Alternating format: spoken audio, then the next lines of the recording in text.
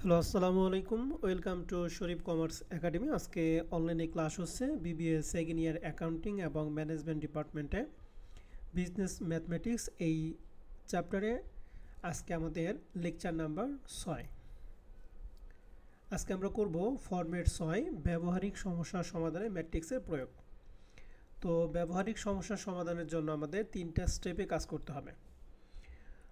তো প্রথম স্টেপে হচ্ছে আমরা বের করব হচ্ছে টোটাল কস্ট। টোটাল কস্টের সূত্র হচ্ছে পি ইন্টু সি।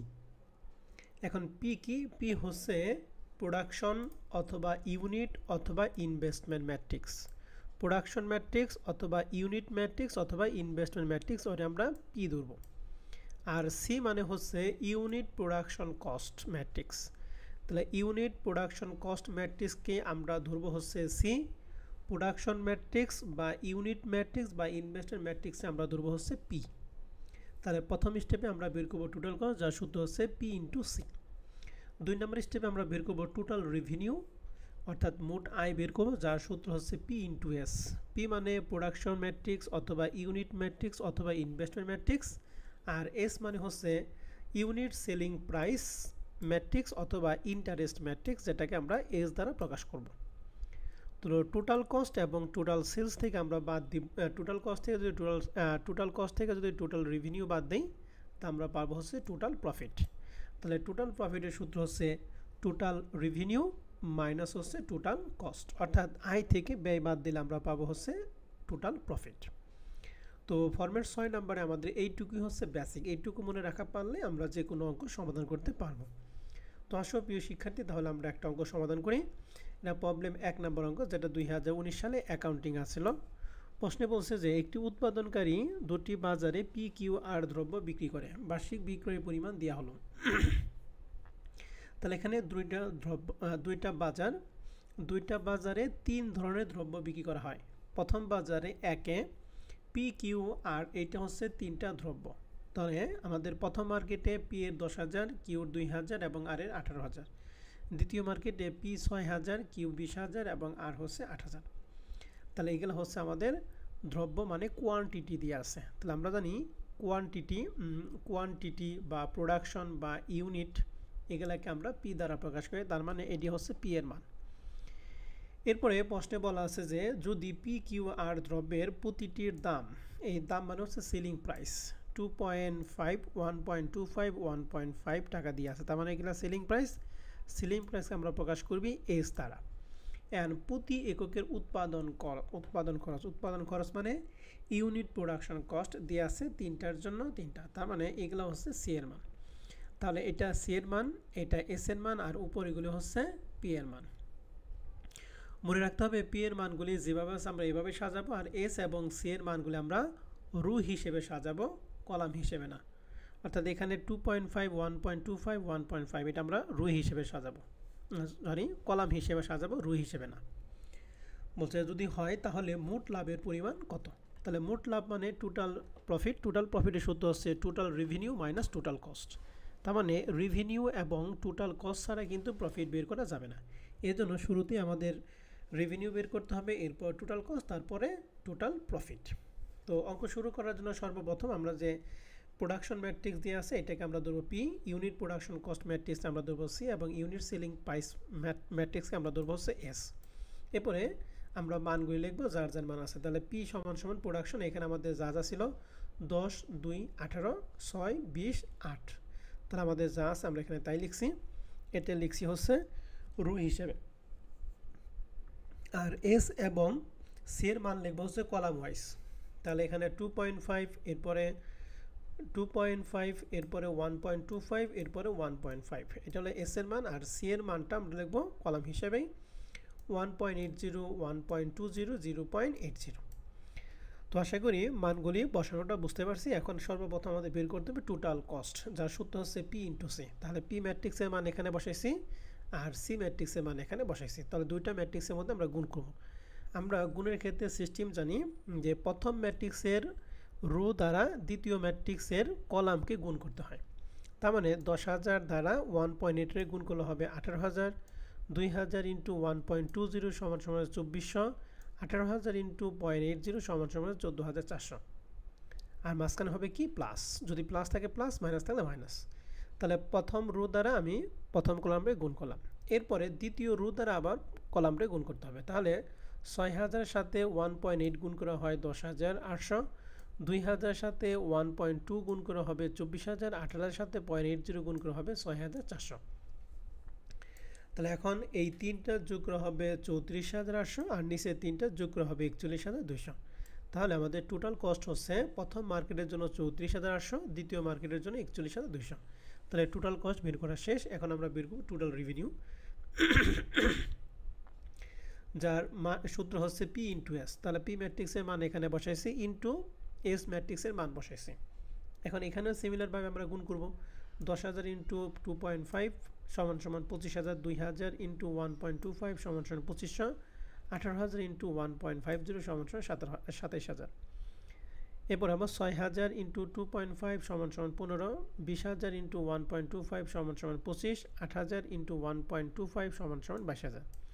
তাহলে এই তিনটা যোগ করা হবে 54,500, নিচের এই তিনটা যোগ করা হবে 52,000। এটাই হচ্ছে আমাদের টোটাল রেভিনিউ।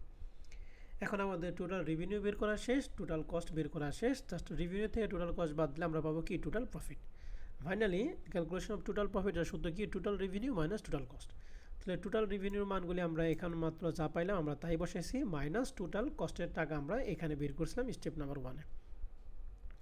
এখন 54,500 থেকে 34,800 বাদ দিলে থাকে 19,700, 52,000 থেকে 41,200 বাদ দিলে থাকে 10,800 টাকা। তাহলে প্রথম মার্কেটে আমাদের প্রফিট হবে 19,700, দ্বিতীয় মার্কেটে আমাদের প্রফিট হবে 10,800। তাহলে আমাদের যেহেতু মোট প্রফিট বলছে, তার মানে প্রথম মার্কেট এবং দ্বিতীয় মার্কেট মিলা মোট কত টাকা প্রফিট হবে। তো লিখছি so total profit of the market 1 and 2, এই দুইটা যোগ করে আমাদের হয়েছে 30,500।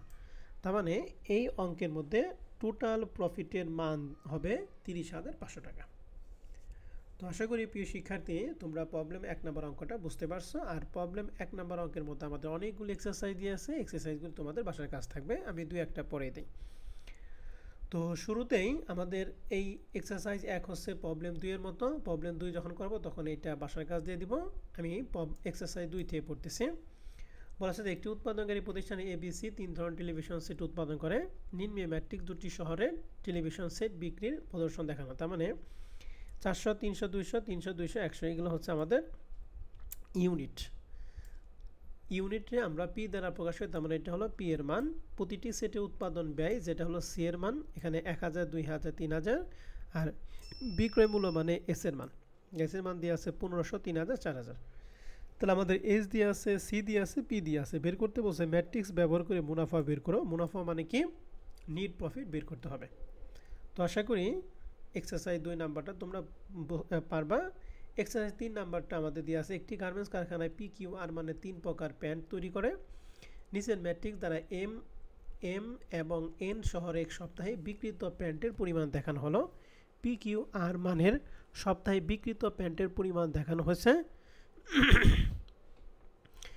এবং বলছে পি কিউ আর মানে প্রতিটি প্যান্টের উৎপাদন মূল্য মানে ইউনিট প্রোডাকশন কস্ট দিয়ে আছে 100, 200, 300, তার মানে এগুলো হচ্ছে সি এর মান। অ্যান্ড বিক্রয় মূল্য মানে ইউনিট সেলিং প্রাইস 150, 300, 400 এগুলো হলো এস এর মান। তাহলে বলছে ওই সপ্তাহে মোট লাভ কত। তাহলে এখানে মোট লাভ বের করতে বলছে। তাহলে মোট লাভ মানে কি টোটাল রেভিনিউ থেকে টোটাল কস্ট আমরা কী করবো বাদ দিব। আর এখানে এ ম্যাট্রিক্স মানে প্রোডাকশন মান আমাদের দিয়ে আছে 400, 300, 200, 300, 200, 100। তো আশা করি প্রিয় শিক্ষার্থী 2 নাম্বার, 3 নাম্বার এরকমভাবে 4 নাম্বার আছে, 5 নাম্বারটা আছে, 6 নাম্বার, 7 নাম্বার 2022 সালে আছে। তো 7 নাম্বার 2022 সালের প্রশ্ন, এটা আমি লাস্টবার পরে দিই। এখানে যেটা আছে সেটা হলো পি এর মান, উৎপাদন ব্যয় মানে সি এর মান। তাহলে এখানে সি এর মান বের করতে বলছে, বিক্রয় মূল্য মানে এস এর মান দিয়ে আছে। এখানে একই মোট মুনাফা বের করতে বলছে। তাহলে টোটাল রেভিনিউ থেকে টোটাল কস্ট আমরা বাদ দিব। তো আশা করি প্রিয় শিক্ষার্থী তোমরা 7, 6, 5, 4, 3, 2 এই কয়েকটা অঙ্ক তোমরা পারবা। এখন আমরা চলে যাব হচ্ছে প্রবলেম 2, যারা 2015 সালে অ্যাকাউন্টিং ডিপার্টমেন্ট আসছিল। প্রশ্নটা বলা আছে যে একটি ট্রাস্ট ফান্ডে 50,000 টাকাকে 2 ধরনের বন্ডে বিনিয়োগ করা হয়। তাহলে 50,000 টাকা 2টা বন্ডে বিনিয়োগ করবে। এখন কোন বন্ডে কত টাকা বিনিয়োগ করছে এটা আমাদের প্রশ্নে উল্লেখ নাই। বলছে প্রথম প্রকার বন্ড থেকে 5% এবং দ্বিতীয় প্রকার বন্ড থেকে 6% হারে মোট সুদ পায় 2780 টাকা সুদ পাওয়া যায়। প্রথম প্রকার বন্ডের আয় হচ্ছে 5, দ্বিতীয় প্রকার বন্ডের আয় হচ্ছে 6। কত টাকার উপর এটা করবে? এইটা আমাদের আয় হয়েছে এই 5 এবং 6% মিলা মোট আয় হচ্ছে 2780 টাকা। এই 2780 টাকা যে কার উপর হয়েছে এটা আমাদের প্রশ্নে উল্লেখ নাই। তাহলে আমাদের প্রশ্নে বলছে কোন প্রকার বন্ডে কত টাকা বিনিয়োগ করতে হবে, অর্থাৎ প্রথম বন্ডে আমরা কত টাকা বিনিয়োগ করবো 50,000 টাকার মধ্যে, দ্বিতীয় বন্ডে আমরা 50,000 টাকার মধ্যে কত টাকা বিনিয়োগ করবো, এটা আমাদের বের করতে হবে, ম্যাট্রিক্স ব্যবহার করে নির্ণয় করতে হবে। এখন যেহেতু মোট টাকা 50,000, আমরা জানি না কোন বন্ডে কত টাকা বিনিয়োগ করছে, এর জন্য আমরা ধরে নিব প্রথম বন্ডে ইনভেস্ট করছে X টাকা, তাহলে দ্বিতীয় বন্ডে ইনভেস্ট করবে যেহেতু মোট 50,000, তাহলে 50,000 থেকে যদি প্রথম বন্ডে যা বিনিয়োগ করবে এটা যদি বাদ দেয় তাহলে দ্বিতীয় বন্ডের মান পাবো, এর জন্য লেখা আছে 50,000 মাইনাস X। তাহলে আমাদের প্রথম বন্ডের ইনভেস্ট পাইলাম X, দ্বিতীয় বন্ডে ইনভেস্ট পাইলাম 50,000 মাইনাস X। এগুলো হচ্ছে আমাদের ইনভেস্টমেন্ট বা প্রোডাকশন বা unit matrix, that is P এর মান। এরপরে যে প্রথম প্রকার বন্ড থেকে 5%, দ্বিতীয় প্রকার বন্ড থেকে যেহেতু 6% পাইছে, তার মানে হলো ইন্টারেস্ট রেট। তো আমরা ইন্টারেস্ট রেটটা প্রথম প্রকার বন্ডে থেকে 5% মানে 0.05, আর দ্বিতীয়টায় 6% মানে 0.06। আমরা জানি ইন্টারেস্ট হচ্ছে কার মান বলো দেখি, এস এর মান। তো আমরা এখানে এস লিখছি 0.05, 0.06। আর প্রোডাকশনকে আমরা রু হিসেবে সাজাই, এর জন্য প্রথম বন্ডে 50,000 টাকা, 50,000, দ্বিতীয় বন্ডে 50,000 মাইনাস এক্স, তাহলে এখানে লাগছে 50,000 মাইনাস এক্স। তাহলে পিটা হচ্ছে রু হিসাবে, এস এবং সি হচ্ছে কলাম ওয়াইজ, তাহলে এখানে এস এর মান লেখা হয়েছে। এরপরে এখানে আরেকটা মান লাগে, সেটা হচ্ছে সি এর মান। সি এর মানটা আমাদের প্রশ্নে দেওয়া নাই, কিন্তু আমাদের একটা ডিরেকশন বলছে মোট সুদ পায় 2880। তাহলে মোট সুদ অর্থাৎ মোট আয়, তাহলে মোট আয় মানে টোটাল রেভিনিউ। তো টোটাল রেভিনিউ আমরা সূত্র জানি পি ইন্টু হচ্ছে এস। এই বন্ডের ক্ষেত্রে টোটাল রেভিনিউর পরিবর্তে আমরা বলছি টোটাল ইন্টারেস্ট। তাহলে টোটাল ইন্টারেস্ট সূত্র পি ইন্টু এস। তাহলে এই টোটাল ইন্টারেস্টের মানটা আমাদের প্রশ্নে দিয়ে আছে হচ্ছে 2780। এখন আমি এই সূত্রটা একটু বলে দিই। তাহলে টোটাল ইন্টারেস্টে আমরা পি এক্স দ্বারা প্রকাশ করব, যার সূত্র হচ্ছে পি ইন্টু এস। তাহলে পি এর মান আমরা এখানে পাইছি 50, তারপরে এক্স, তারপরে 50,000 মাইনাস এক্স, তাহলে আমরা এখানে লিখছি প্রথম ম্যাট্রিক্সের মান ইন্টু এস এর মান হচ্ছে দ্বিতীয় ম্যাট্রিক্স, তাহলে দ্বিতীয় ম্যাট্রিক্স আমরা লিখছি। এখন টোটাল ইন্টারেস্ট মানে পি এস এর মান 2780 টাকা দিয়ে আছে। এখন আমাদের এই দুইটা ম্যাট্রিক্সের মধ্যে গুণ করতে হবে। আমরা গুণ করার সিস্টেম জানি যে এই রু দ্বারা আমরা এই কলামটা কী করবো, গুণ করব। তাহলে 50,000 দ্বারা যদি 0.05 রে গুণ করি তাহলে হবে 0.5x। তাহলে প্রথম রুট দ্বারা আমরা প্রথমটারে গুণ করলাম, এরপরে এইটার দ্বারা আবার দ্বিতীয়টারে গুণ করতে হবে। তাহলে 50,000 সাথে যদি 0.06 গুণ করি তাহলে হয় 3000, এখানে মাইনাস মাইনাস হবে, এক্সের সাথে যদি 0.06 গুণ করি তাহলে হবে 0.06x। আশা করি বুঝতে পারছি। এখন আমাদের ক্যালকুলেশন হচ্ছে 0.06 থেকে যদি 0.05 বাদে থাকে মাইনাস 0.01x, আর এখানে 3000 3000। এখন এই মাইনাসটা সমান এই পাশে প্লাস হয়ে গেছে, এদিকে 3000 3000 2780 প্লাস ছিল, এই পাশে কি মাইনাস। তাহলে 0.01x সমান সমান এই দুইটা বিয়োগফল 220। অতএব x সমান সমান 220 এর 0.01 দ্বারা ভাগ করলে মান হবে 22,000। তাহলে এই x এর মান আমরা পাইলাম 22,000। তাহলে আমরা প্রথম বন্ডে বিনিয়োগ করছিল এটাকে ধরছিলাম x, তার মানে প্রথম বন্ডে বিনিয়োগ সে করছে 22,000। দ্বিতীয় বন্ডে বিনিয়োগ করছিলাম আমরা ধরছিলাম 50,000 মাইনাস এক্স, তাহলে 50,000 থেকে x এর মান 22,000 বাদ দিলে আমরা দ্বিতীয় বন্ডের বিনিয়োগ পাবো। তো লিখছি সো ফার্স্ট বন্ড ইনভেস্টমেন্ট সমান সমান 22,000, second bond investment x minus 50, x এর মান হচ্ছে 22,000। তাহলে 50,000 থেকে 22,000 যদি বাদ দেয় থাকে 28,000। তাহলে প্রথম বন্ডে বিনিয়োগ করছে 22,000 আর দ্বিতীয় বন্ডে বিনিয়োগ করছে 28,000 টাকা।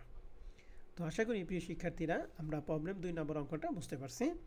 এই প্রবলেম 2 নম্বর অঙ্কের হুবহু অঙ্ক হচ্ছে আমাদের এক্সারসাইজ 1, যেটা 2012 সালে আসছিল। তো যেহেতু হুবহু অঙ্ক, তার মানে এটা তোমাদের বাসার কাজ থাকবে। তো এরই মাধ্যমে আমাদের ফরম্যাট 6 শেষ হয়ে গেল। এখন আমরা শুরু করব ফরম্যাট 7, ডিটারমাইন দ্য ভ্যালু। তো এই ডিটারমাইন দ্য ভ্যালুর অঙ্কগুলি সবচেয়ে সহজ। এখানে আমাদের বলা আছে ইফ 3 সাথে এই 4টা গুণ অবস্থায় আছে সমান সমান এটা একটা ম্যাট্রিক্স প্লাস এটা একটা ম্যাট্রিক্স, বলছে then find out the value of X Y Z and W. তার মানে এখান থেকে আমাদের এক্স ওয়াই জেড এবং ডাব্লিউর মানগুলি কী করতে হবে, বের করতে হবে। তাহলে মান বের করার জন্য সবচেয়ে সহজ কাজ, আমরা প্রথমে গিভেন দেয়ার দিয়ে যে মান আছে এই মানগুলি আমরা লিখব। এরপরে এই ম্যাট্রিক্সের সাথে যদি 3 গুণ অবস্থা হয় তাহলে এই 3 দ্বারা আমরা সবগুলোকে গুণ করব। তাহলে 3 দ্বারা x এ গুণ করলে 3x, 3 দ্বারা y এ গুণ করলে 3y, 3 দ্বারা z এ গুণ করলে 3z, 3 দ্বারা w গুণ করে 3w। আর এই দুইটা ম্যাট্রিক্সের মাঝখানে যেহেতু যোগ আছে আমরা যোগ করব। তাহলে যোগের নিয়ম কি? এই x দ্বারা 4 এ গুণ করলে হয় x + 4, 6 দ্বারা x + y এ গুণ করলে হবে x + y + 6, -1 দ্বারা z প্লাস w এর গুণ করা হবে -1 plus z plus w, 2w দ্বারা 3 গুণ করা হবে 2 প্লাস w। আশা করি আমরা এই লাইনটা বুঝতে পারছি। এখন আমাদের এখানে যেহেতু 3x সমান সমান x প্লাস 4 মানে এইটা সমান সমান এইটা, 3y সমান সমান এইটা, 3z সমান সমান এইটা এবং 3w সমান সমান এইটা, তাহলে আমরা এখান থেকে একটা মান লিখব। Now equation homogeneous term on the both side we get, অর্থাৎ উভয় পক্ষ থেকে সমজাতীয় পদগুলো আমরা পৃথক করব। তাহলে 3x সমান সমান যেহেতু x প্লাস 4, তাহলে আমরা এখানে লিখছি 3x সমান সমান x প্লাস 4, এখান থেকে আমরা x এর মানটা বের করব। তাহলে xটা প্লাস আছে সমান এই পাশে মাইনাস, তাহলে 3x - x সমান সমান 4, এই দুইটা বিয়োগ ফল হচ্ছে 2x সমান সমান 4, অতএব x সমান সমান দুইটা গুণ আছে তাহলে 4 এর সাথে ভাগ হয়ে গেছে 2, তাহলে x এর মান পাইলাম 2।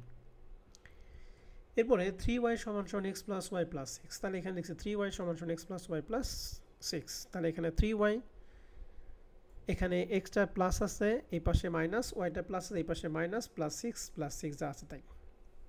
এখানে লাইনটা একটু পেছানো হয়েছে, আমি এটা শর্টকাট করে দেই। তাহলে অর এখানে লিখবো 3y, এই ওয়াইটা প্লাস আছে এই পাশে মাইনাস হয়ে যাবে, আর ওই পাশে ছিল x, x এর মান আমরা বের করছি 2 প্লাস হচ্ছে 6, তাহলে এখানে 3y তে y গেলে থাকবে 2y সমান সমান দুইটা যোগফল হচ্ছে 8, অতএব y সমান সমান 8 ভাগ 2 সমান সমান হচ্ছে 4, তাহলে y এর মান পেলাম আমরা 4, তাহলে x এর মান 2, y এর মান হচ্ছে 4। এরপরে এই 3z সমান সমান এইটা বা 3w সমান সমান এইটা, তো এই 3z সমান সমান যদি এইটা লিখি, এইটার মধ্যে দুইটা অজানা চলক z এবং w, তাহলে আমরা যদি w এর মানটা আগে জেনে আসি তাহলে আমরা এই w এর মানটা এখানে বসালে z এর মানটা পাবো। এর জন্য আমরা প্রথমে এইটার কাজ করব। 3w সমান সমান 2w প্লাস 3, এখানে লিখছি 3w সমান সমান 2w প্লাস 3, তাহলে 2w এর প্লাস আছে সমান এই পাশে মাইনাস, তাহলে 3w মাইনাস 2w সমান সমান 3, অতএব 3 থেকে 2 গেলে থাকে একটা, অতএব w সমান সমান হচ্ছে 3, তাহলে x এর মান 2, y এর মান 4 এবং w এর মান 3। এখন আমরা সর্বশেষ z এর মানটা বের করব। z এর মান আমরা জানি 3z সমান সমান -1 প্লাস z প্লাস w, তাহলে এখানে লিখছি 3z সমান সমান -1 প্লাস z প্লাস w, তাহলে 3z এই জেডটা প্লাস আছে এই পাশে মাইনাস হয়ে গেছে, তাহলে -1 w। এখন তিনটা জেড থেকে যদি একটা জেড থাকে দুইটা জেড, -1 w এর মান আমরা পাইছি 3, এখানে 3 পাইছি এই জন্য w এর মানটা 3, তাহলে 2z সমান সমান প্লাস 3 থেকে -1 গেলে থাকবে 2, এই 2 এর সাথে ভাগ হয়ে z সমান সমান হয়ে গেছে 1, তাহলে আমাদের রিকোয়ার্ড ভ্যালু x সমান সমান 2, y সমান সমান 4, z সমান সমান 1 এবং w সমান সমান হচ্ছে 3। এই ছিল ফরম্যাট 1 এর প্রবলেম 1 নাম্বার অঙ্কটা। তো প্রিয় শিক্ষার্থী, আজকে রেকর্ড ক্লাস আমাদের এই পর্যন্ত থাকবে, আমরা নেক্সট ক্লাসে হচ্ছে লেকচার 7 শুরু করব। তো সবাই ভালো থাকো, সুস্থ থাকো, আল্লাহ হাফেজ।